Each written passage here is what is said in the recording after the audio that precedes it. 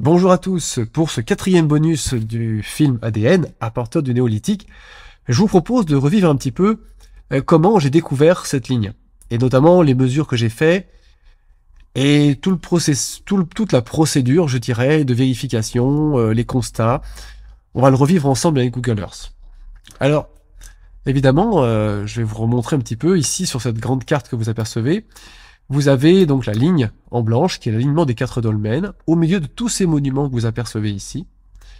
Les monuments en vert sont des monuments qui sont, les petits pointeurs verts, qui sont très bien localisés, qu'on peut voir sur Google Earth, et si on ne les voit pas, leur position est parfaitement connue au niveau des coordonnées GPS, alors que les points que vous avez en rouge sont des points qui concernent des monuments ruinés, en très mauvais état, où il reste très peu de pierres.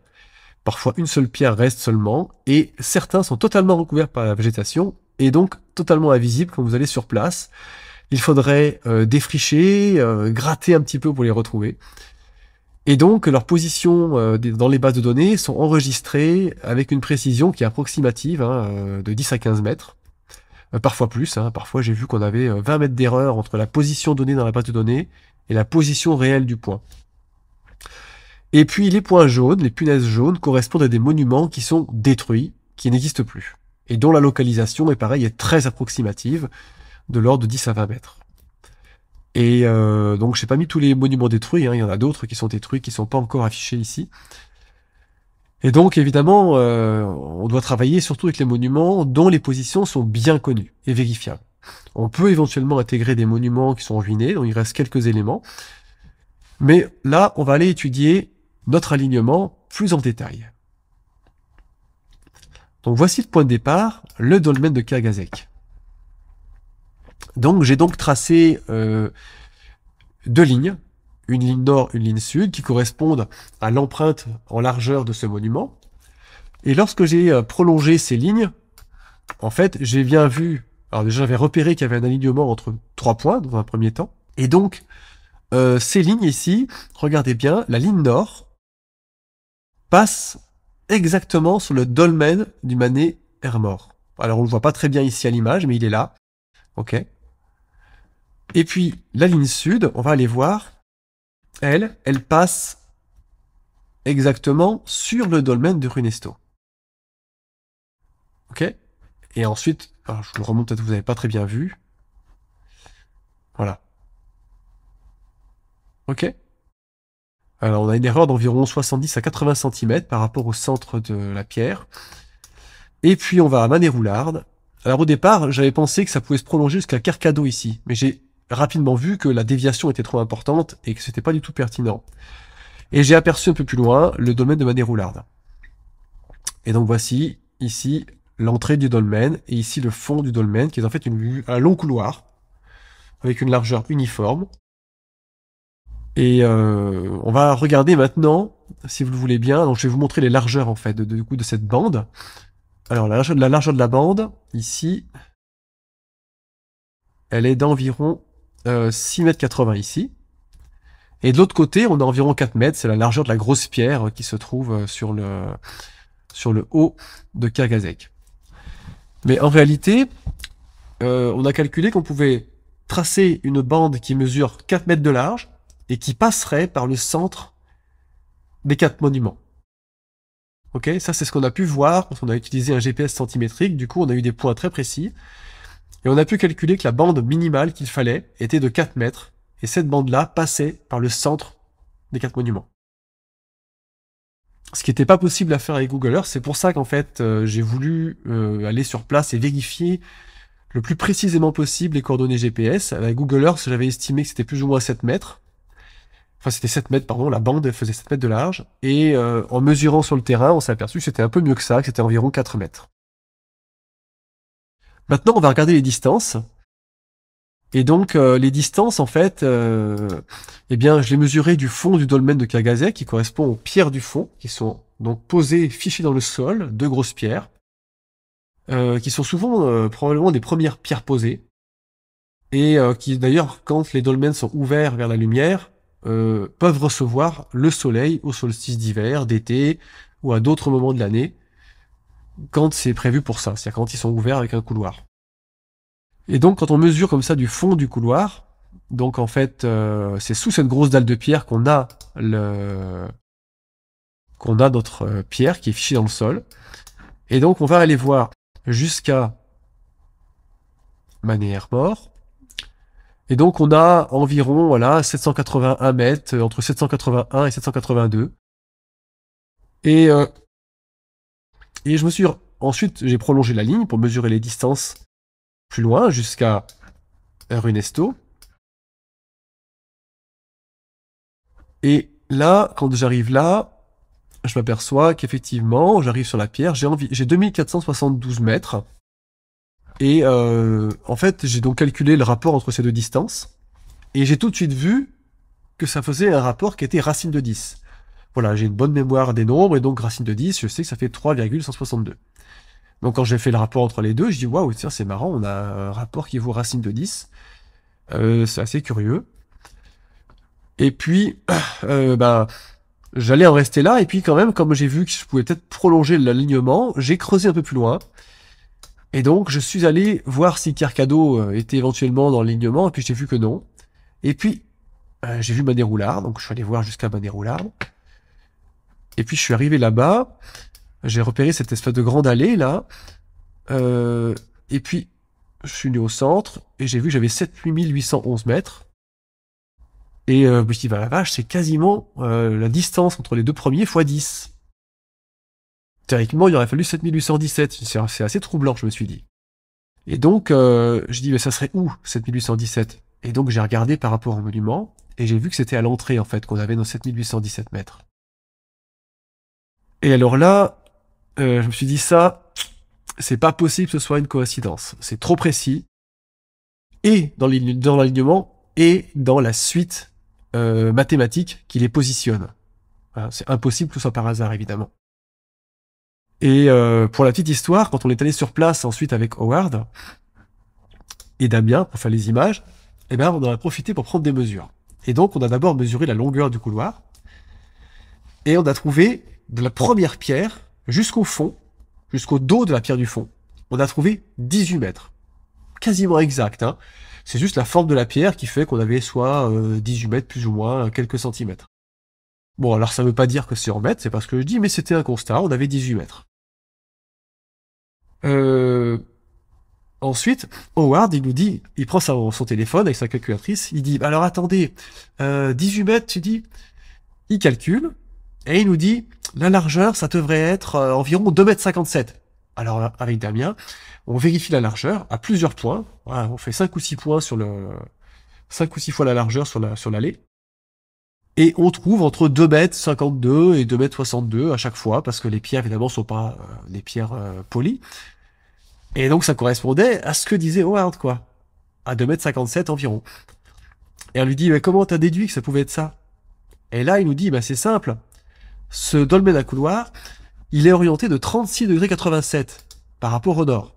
Donc, on va le mesurer, si vous voulez, on va faire une ligne. Donc, quand je prends une ligne, ça devrait faire 323,13 normalement. Donc, si je mets 323,13, voilà, je sais pas tout à fait, je suis à 4 centièmes près de degré. Eh bien, cette ligne-là, vous voyez bien qu'elle est vraiment centrée sur le couloir. Et ça veut dire qu'en fait, par rapport au nord, qui se trouve ici, là, au-dessus de nous, à la verticale, cet angle, c'est 36,87 degrés, et c'est donc l'angle de pente d'un triangle qui vaut 3 sur le petit côté, 4 sur le grand côté, et 5 sur l'hypoténuse.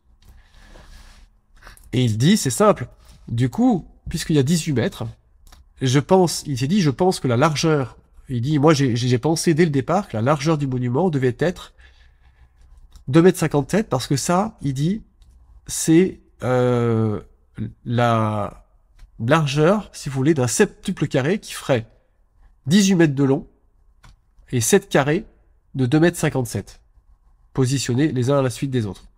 Et la diagonale de ces 7 carrés, eh bien, nous permettrait, en fait, c'est-à-dire que si je prenais la diagonale du dolmen, je trouverais un angle à 45 degrés. Et c'est ce que j'ai là, ici, vous voyez, j'ai fait un axe un peu rapide.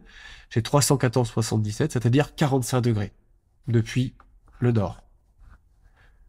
Et donc, en fait, ce qu'il a expliqué, c'est que l'angle de pente d'un triangle 3, 4, 5, additionné à l'angle de pente d'un septuple carré, c'est-à-dire 7 carrés côte à côte, si je mets la diagonale pour créer l'angle, ces deux angles, lorsqu'on les additionne, ça forme 45 degrés. Un angle de 45 degrés, qui est la diagonale d'un carré.